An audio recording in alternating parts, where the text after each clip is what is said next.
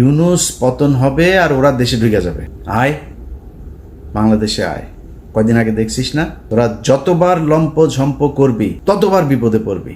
কয়দিন আগে ব্যান হয়েছিস না এক ফাজলামি কইরা, এর আগে 32 নম্বর খাইয়া দিছি না, এর আগে একবার পাকনামি করছিল না, তোর বাপের বিচি টাইনা ধরে তোর মেরে ফেলছে না বাংলাদেশের মানুষ।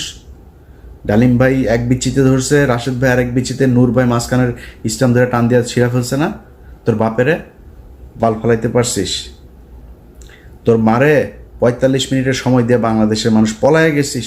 14 গোষ্ঠী সব পৃথিবীর ইতিহাসে এরকম ঘটনা ঘটে নাই। গ্রামের মেম্বার থেকে শুরু করে বাইতুল মোকাররমের খতিব সব একসাথে পলাইছিস, একদম পুরো গোষ্ঠী শুদ্ধ পলাইছিস। এই কথা তোদেরকে গত 5 বছর অসংখ্যবার বলে এসছি। এমন একটা দিন আসবে পালানোর রাস্তা পাবি না। তোরা আওয়ামী লীগ করিস এটা কেউ বলতে পারবি না মুখ দিয়া। এসছে সেই দিন, অস্বীকার করছিস, ভাব দেখাইছিস, সেই 75-এর দিন আর নাই, এখন আসবে। এখন তোদের এমন অবস্থা হয়েছে যে তোরা সারা দেশে, ভাই আমি আওয়ামী লীগ করি না, আমি জামাত করি, বিএনপি করি, মাফ করে দেন আমারে। এই অবস্থা হয়েছে না তোদের?